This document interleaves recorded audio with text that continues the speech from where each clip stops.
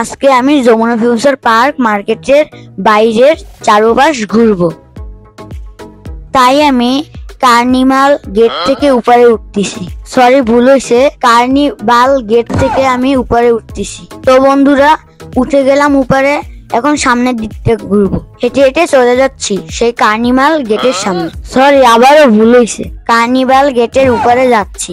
মার্কেটের সামনে অনেক বড় একটা পার্ক আছে। পার্কের ভিতরে ঢুকতে চেয়েছিলাম, কিন্তু আমার ভাগ্য খারাপ, পার্কটা বন্ধ। তাই শুধু চেয়ে চেয়ে দেখে চলে আসলাম।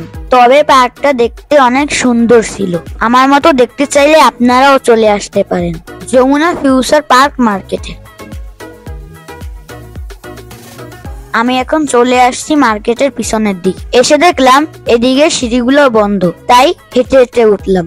একটু ঘোরাঘুরি করে নেমে গেলাম, কারণ এখানে দেখার কিছুই ছিল না। এবার চলে আসলাম একদম পিছনের গেটে। এই গেটটা দেখতে অনেক সুন্দর। এসেই দেখি এখানে চেয়ার টেবিল রাখা, তাই আর দেরি না করে ঠাস করে বসে পড়লাম। আপনাদের একটু আনন্দ দেওয়ার জন্য বরিশালের ভাষার কথা বললাম। আপনাদের যদি বরিশালের ভাষা পছন্দ হয়, তাহলে পরের ভিডিওটাতে বরিশালের ভাষা বলবো। এখানে বসে একটু আনন্দ উপভোগ করে চলে গেলাম। রমজান মাস বলে কোনো কিছু খেতে পারলাম না, তবে পরবর্তীতে এসে অনেক কিছু খাবো। আমার মতো এভাবে ঘুরতে চাইলে এবং আনন্দ উপভোগ করতে চাইলে চলে আসতে পারেন যমুনা ফিউচার পার্ক মার্কেটে।